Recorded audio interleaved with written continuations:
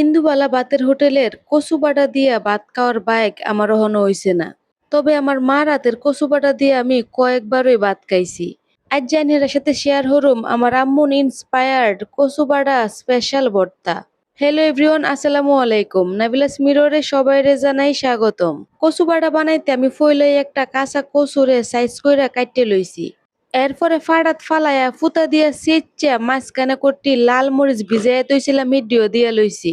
আমার লাল মরিচের গন্ধটি ভাল লাগে, এর লাগে আমি লাল মরিচ দিতেছি। আইনার মন চাইলে কাঁচা মরিচ দিয়েও আইনারা বানাইতারুন। কথায় আছে না, ফাটা ফুতায় ঘষা ঘষিয়ে মরিচের কাম শেষ। আর মরিচের কাম শেষ হইতে না হইতোই ফাটাত ফালাই দিলাম একটা পেঁয়াজ। সংসার জীবনে এই পেঁয়াজ অনেক জ্বালাইছে, এর লাগে আজ চিন্তা করছি পেঁয়াজের করে বাইটটা ফিসে এলাম। প্রতিশোধ নেওয়ার সুযোগ পাইলে কেডা কারে সাইরা কথা ক। পেঁয়াজের বাইটটা হজম হওয়ার পরে একটু নুনও মিশিয়ে দিছি। ছোটবেলা উনছিলাম ভর্তার লগে নুন বাইটে লাইলে পরে দা বলে আর ভর্তাতে ফানি সারে না। আইনেরা নাবিলা ফাজে কতটা কামিলা বেডি আজ যে নিশ্চয়ই হারে হারে টের পাইতাছুন। 2 মিনিটে একবারই ভর্তা বানায় লওয়া কি সাইটটি হানি কথা। লোকমুহে একটা কথাও না যে আমরা কিশোরগঞ্জের বেটেনরা যটুক ভর্তার পাগল ওটুক জামাই পাগলও না। এর লেগিয়ে কই আমরা কিশোরগঞ্জের মানুষ কিন্তু কেউ দাঁড় না। আমরা সাথে খেলতে হইলে বুঝে শূন্য খেলবাইন।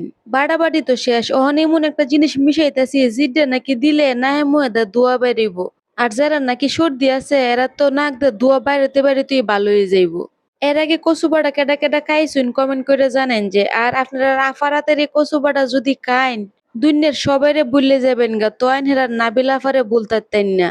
এই ভর্তা হইলে কেউরি আর কোনো কিছু লাগতো না, এক ভর্তা দিয়ে ওই 3 বাসন ভাত খাওয়ান যাইব। আমার তো পছন্দের মাঝে জগতের সব ভর্তারে ফিসে ফালাইয়া ফইলা পছন্দ এই কচু বাটা ভর্তা।